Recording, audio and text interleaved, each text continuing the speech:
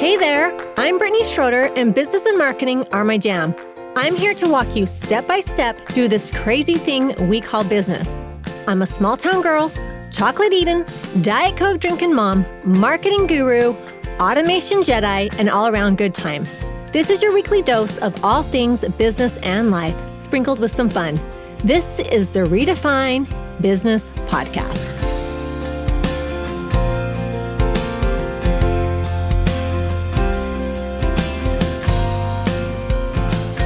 Welcome to another episode of Redefine Business Podcast.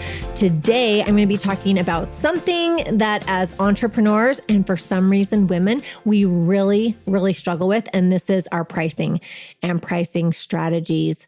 When to raise your prices, what to charge, all of the things are things we just really struggle with when it comes to our business, especially when it is just really having value for what we are offering or what we're providing.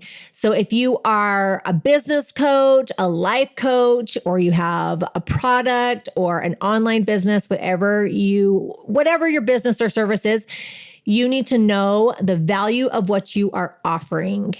Having a positive money mindset is instrumental in charging what you're worth. However, there are several other factors that need to be taken into consideration when you are determining your pricing strategies for your business, whether that's a service or a product.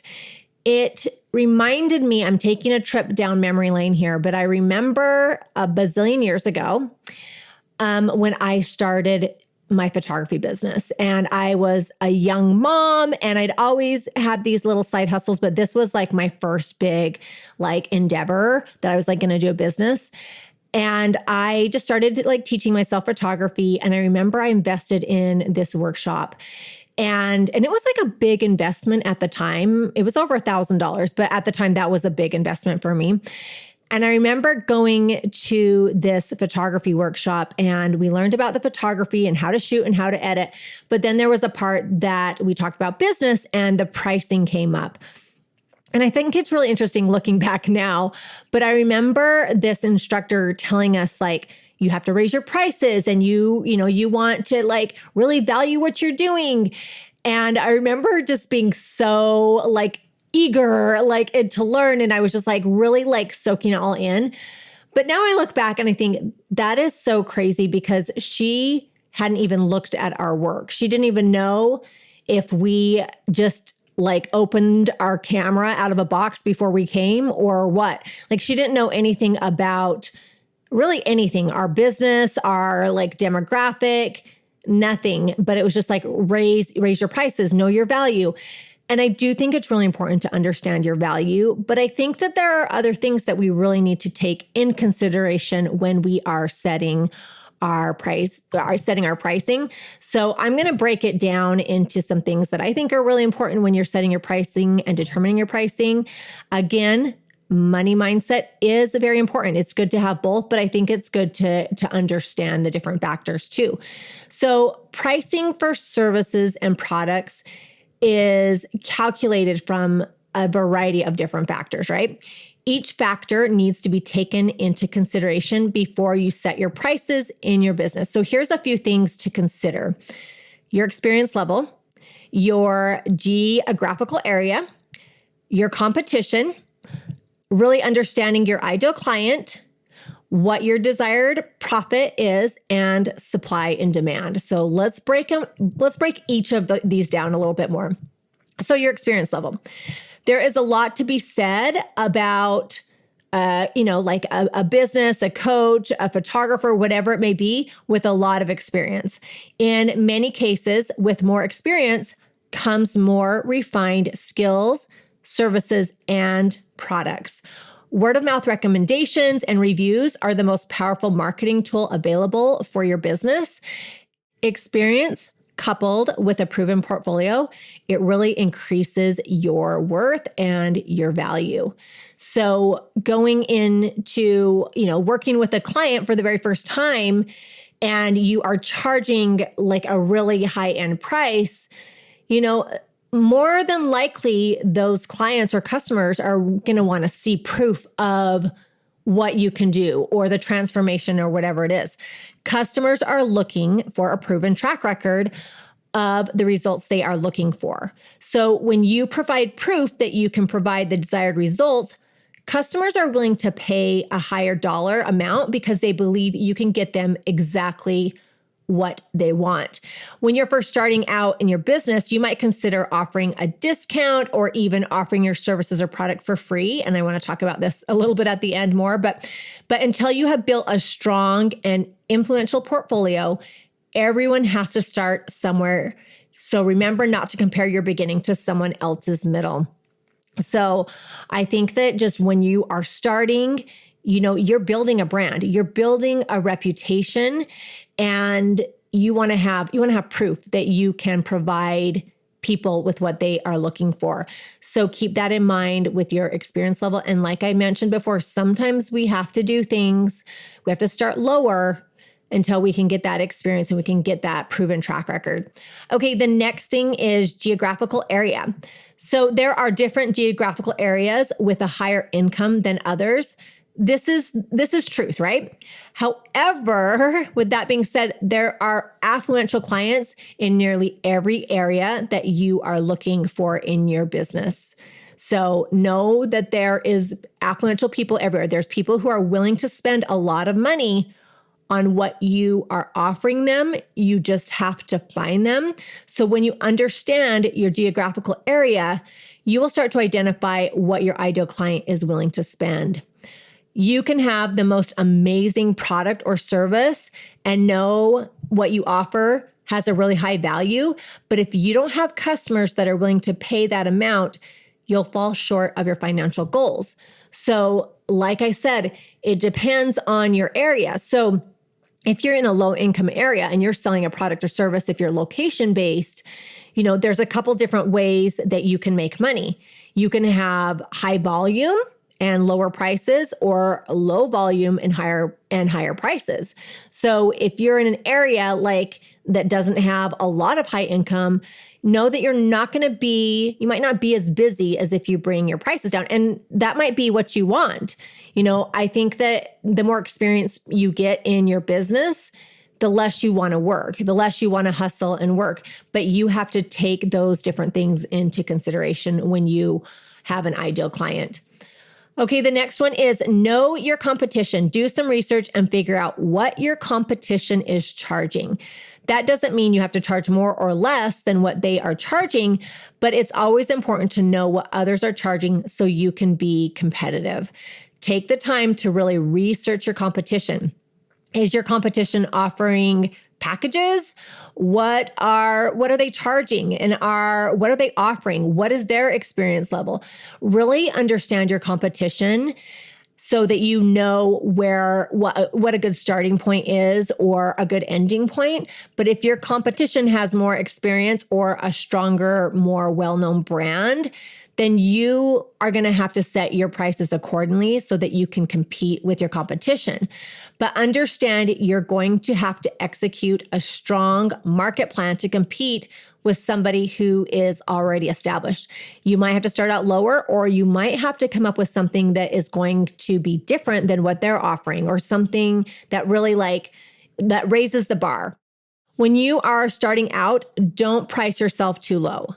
This could have an adverse effect on your business. If your prices are too low, potential clients might conclude that what you're offering doesn't offer a supreme value because your price is too low. So depending on your ideal client and what you're offering, be mindful of that. If your prices are low, what type of clients might you attract? Sometimes it's good to have your prices a little higher and then maybe offer a discount or an introductory rate, but don't have your prices too low because that could really shoot you in the foot. Okay, the next one is understand your ideal client. When you take the time to understand everything there is to know about your ideal client, you will learn what they value. You will know how to speak their language, how to help them, and also how to sell to them. It should be a goal of yours to find the ideal client that really values what you're offering and they are willing to pay what your service or product is worth. I'm going to give you a really quick story. I had a client and she was a quilter and she did long arm quilting.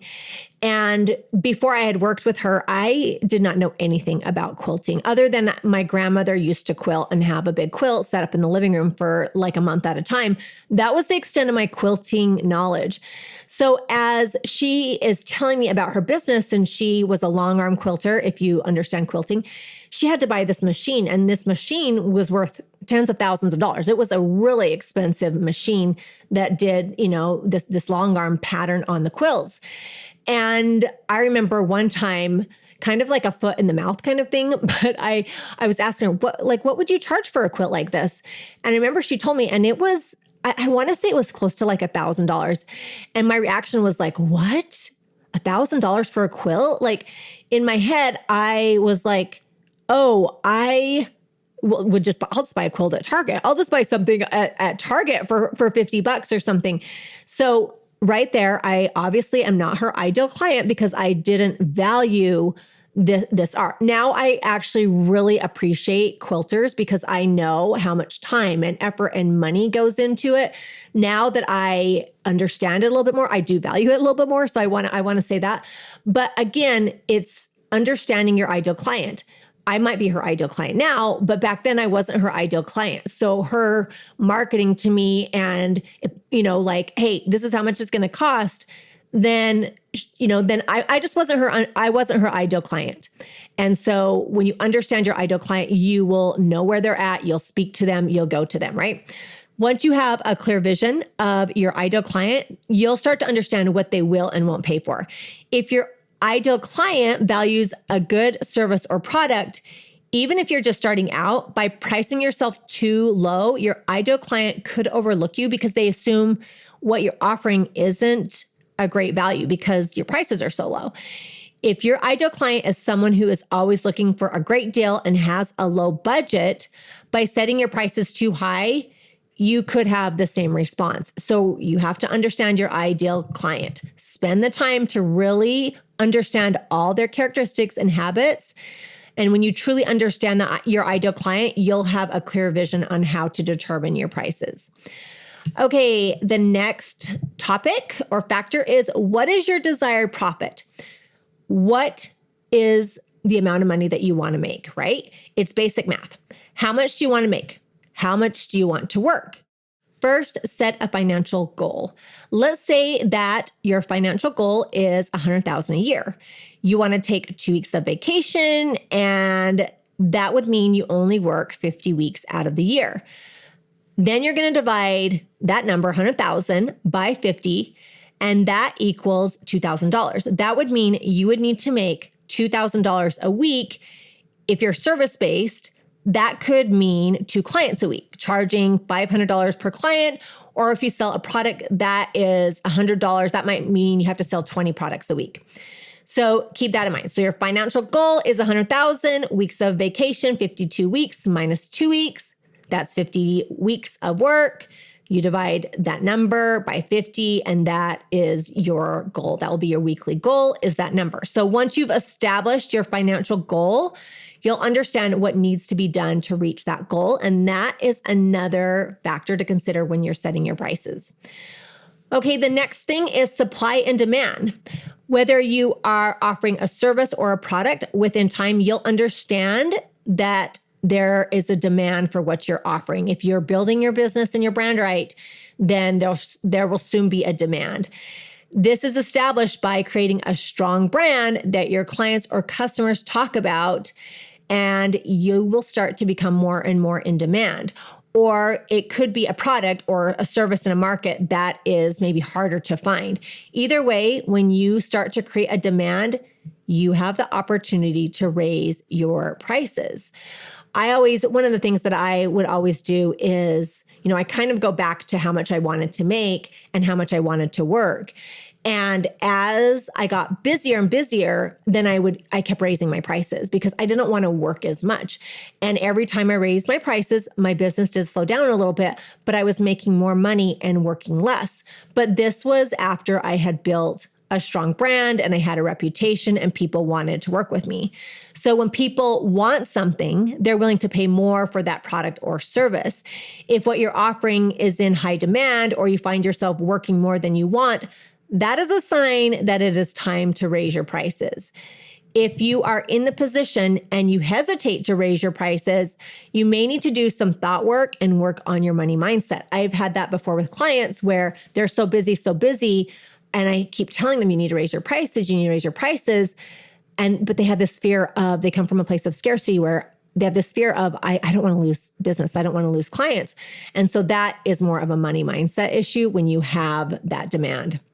Okay, so I want to finish up with talking about, when do you work for free or discounted? And this is such a struggle in business, and we all deal with it at some point or another. So when you're considering working for free or discounted, I always ask myself, are they influential or affluential? So the influential part is, do they know a lot of people, and are they willing to tell or influence others to work with you? Are they somebody who, will like tell all their friends, tell their family, and they will help you to generate more business? So that's something that I always take in consideration. The other thing that I take in consideration is, are they affluential? If they were paying, could they afford it? If the answer is yes, then their network would probably be willing to pay too. And when they tell their friends, then their friends are more likely to hire you. So keep that in mind. You are worth a lot, and you're also very worthy of making the kind of money that you deserve. However, the pricing for your product or service, it hinges on several factors.